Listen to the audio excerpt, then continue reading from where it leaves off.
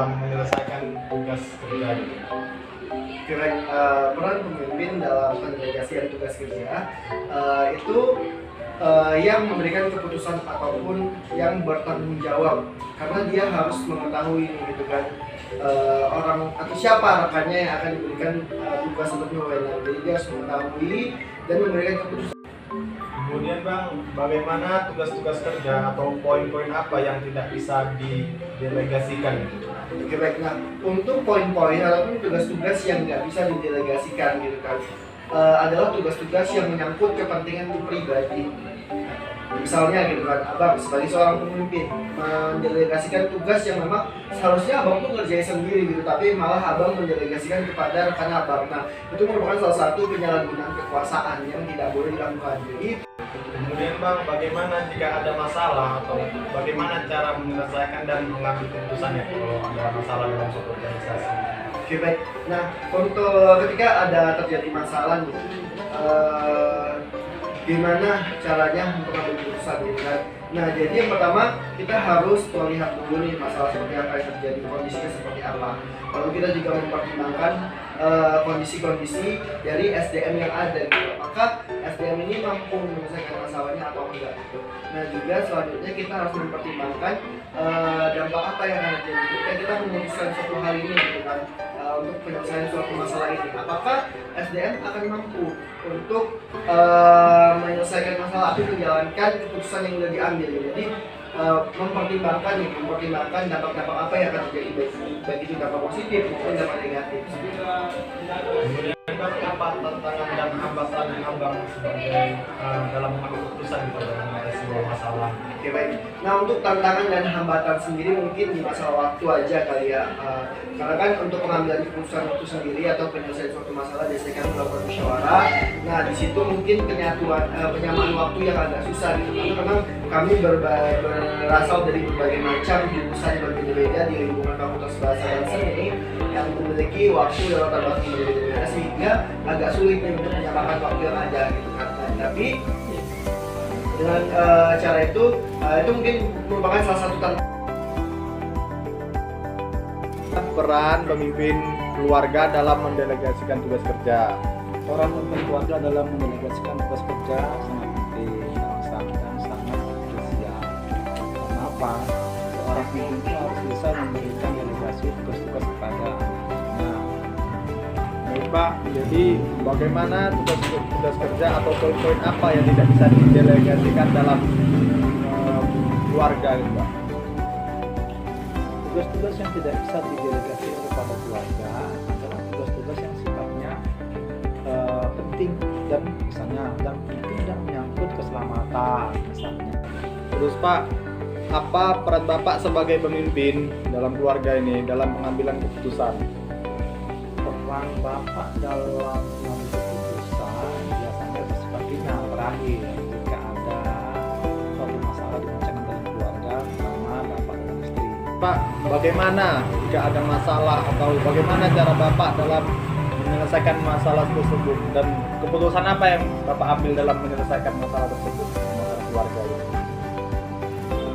Pada umumnya kan masalah itu kan diselesaikan secara musyawarah, ada diskusi antara bapak dengan istri, itu pasti ada dulu. Maka keputusan yang adalah diskusi lah dengan istri. Apa tantangan Bapak? Apa tantangan dan hambatan Bapak dalam mengambil keputusan? Sebenarnya tantangan dan hambatan itu tidak besar ya. Karena apa? Karena ini kan membutuhkan komitmen antara si bapak dengan si istri. Kalau si istri lebih patuh, lebih komitmen, maka dia turut menerima keputusan suami. Karena apa? Dalam Islam kita sebenarnya suami yang memutuskan.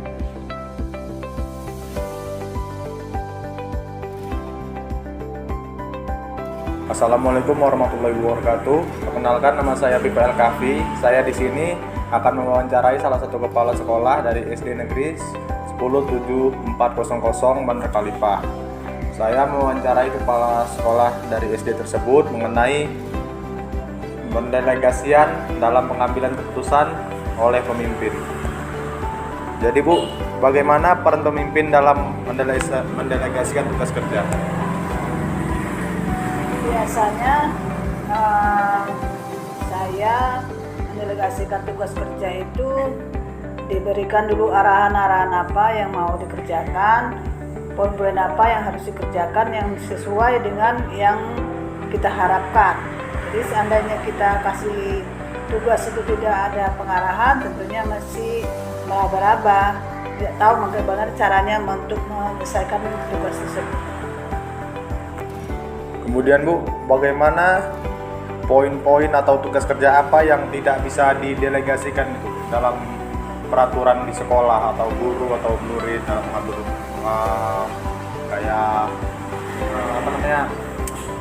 pemerintah, salah satu aturan yang susah dijalankan? Biasanya itu yang tidak bisa didelegasikan. Kalau rapat bisa didelegasikan, tapi kalau pengambil keputusan misalnya untuk membuat kebijakan, membuat satu pekerjaan yang harus dilaksanakan oleh kepala sekolah, tentu itu tidak akan bisa. Seperti misalnya pembayaran kegiatan atau pembayaran yang harus ada stempelnya. Apa peran pemimpin Ibu ini sebagai kepala sekolah? Apa peran Ibu dalam pengambilan keputusan itu? Peran saya dalam mengambil keputusan itu sangat berperan. Karena itu tadi, seandainya dalam pengambilan dana bos itu tidak ada kepala sekolah, dana bos pun tidak akan cair.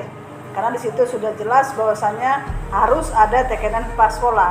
Dan misalnya pembuatan proyek-proyek sekolah yang harus diketahui oleh kepala sekolah. Kemudian Bu, bagaimana jika ada masalah dalam pendelegasian tugas itu? Bagaimana cara Ibu menyelesaikan masalah tersebut? Ke dinas, tapi dengan catatan kita tinggalkan tugas oleh guru yang kita percaya untuk menertibkan suasana di sekolah. Misalnya, apakah ada LSM yang mau datang, ataukah ada tamu-tamu yang mau datang selain LSM, atau juga kemungkinan bisa orang tua murid yang mau membuat perjanjian harap di cancel seperti dulu karena ibu ada panggilan ke dinas, biasanya seperti itu.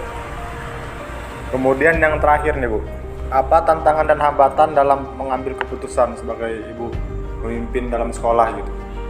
Ya, tantangannya sudah pasti. Tantangannya itu kalau dalam mengambil keputusan harus betul-betul dicermati dulu. Misalnya, kalau dalam mengambil keputusan harus merubah suatu ketika harus merubah peraturan yang sudah ditetapkan. Kita harus pikirkan dulu apakah efeknya dari kita rubah ini.